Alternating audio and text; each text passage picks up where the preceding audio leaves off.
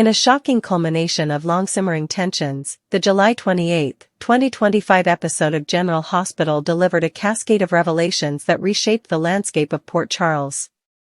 With a ruined wedding, a mysterious scientific conspiracy, and a gunshot that left one man bleeding at the altar, this single episode rewrote alliances, exposed long-buried secrets, and revived dormant grudges. What began as a hopeful morning for some ended in irreversible chaos for others. At the center of it all, betrayal, obsession, and a long-awaited resurrection no one saw coming. The drama unfolded on multiple fronts, but its focal points remained two very different spheres: the emotionally charged interior of the church where Willow was meant to marry Drew, and a shadowy, sterile location where a long-missing presence emerged to reclaim control over a secret operation. The moment that irrevocably shifted everything, however, came not with the clashing of words but the clicking of a trigger. Yet long before the gunshot, the damage was already done. At the heart of the Port Charles power vacuum, two enigmatic figures, Sidwell and Professor Dalton, had begun making their presence felt in recent weeks, but their true purpose remained veiled.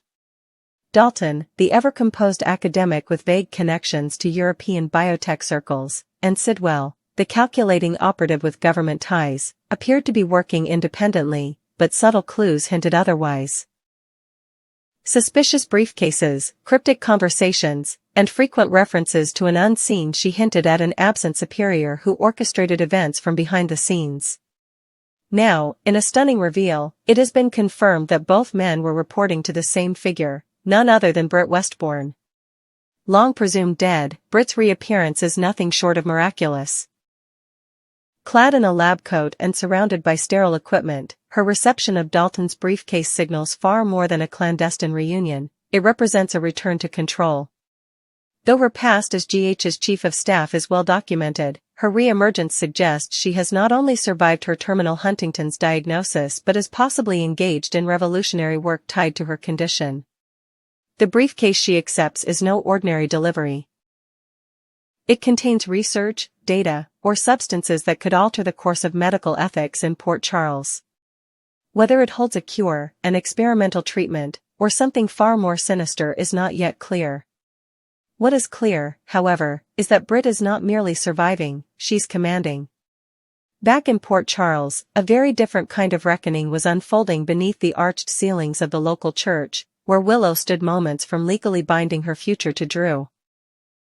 To the gathered guests, it appeared to be a picturesque union between two devoted parents, a chance for renewal after years of emotional upheaval.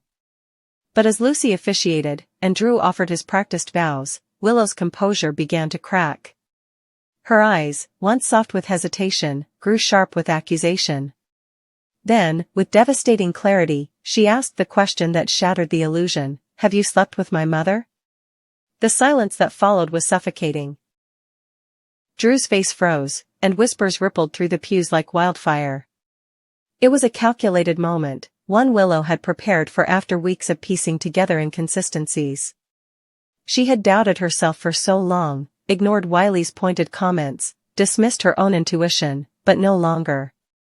Her rage was controlled but unrelenting as she turned from the altar, leaving Drew speechless and the congregation stunned.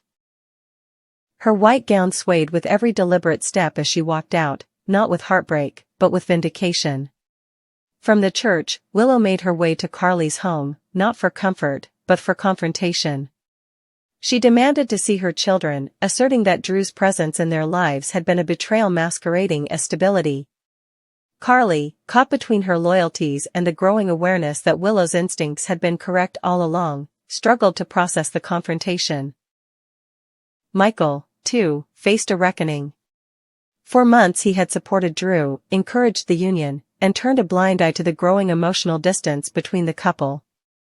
Now, faced with the fallout, he would have to decide whether to support Willow's instincts or retreat behind denial. Back at the church, the shock was far from over. As murmurs rose and guests began to disperse, a furious exchange erupted between Drew and Nina. Though their relationship had always been volatile, it had once been built on a shared vulnerability. Now, Nina's mask had cracked, revealing the desperate fear beneath. When Drew accused her of having drugged him months ago, an act she had long denied but never convincingly. She responded not with denial but with rage. In a moment of fractured clarity, Nina reached into her purse, retrieved a concealed weapon, and shot Drew in front of the altar he had just been abandoned at. The chaos was instantaneous. Screams echoed, Lucy fainted, and blood pooled across the marble steps. Nina's face twisted not in remorse, but in bitter triumph, an indication that the shot had not been random. It wasn't a heat-of-the-moment act of passion, it was a calculated response to humiliation and exposure. As sirens approached, Nina stood motionless, as if daring anyone to question her further. In that moment, she was no longer Carly's rival or Willow's nuisance.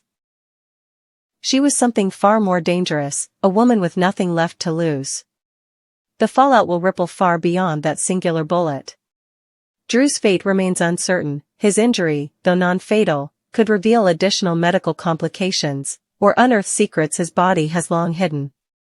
Willow, now viewed as both the jilted bride and the truth-teller, will face shifting loyalties in a town that once adored her. Carly, meanwhile, will find her control slipping as old alliances fracture and the consequences of past manipulations finally catch up. Then there is Britt. Her resurrection, and the fact that she is being kept secret by two powerful men with opposing public affiliations, raises disturbing questions. Has she been hiding in plain sight, using proxies to continue experiments long thought abandoned? Is her work purely medical, or does it link to the string of recent medical anomalies reported at General Hospital? Could her research intersect with the mysterious symptoms Jason has been investigating quietly in the background? And what of Sidwell and Dalton?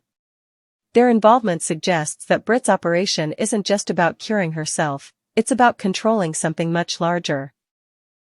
Whether this control is medical, technological, or psychological remains unknown, but the briefcase that passed into Britt's hands has already changed everything. In Port Charles, no secret stays buried for long. Whether it's a woman believed to be dead who re-emerges with a vial that could rewrite human biology, or a bride who walks away just in time to avoid sharing a last name with a liar and a would-be victim, the truth always finds a way to surface.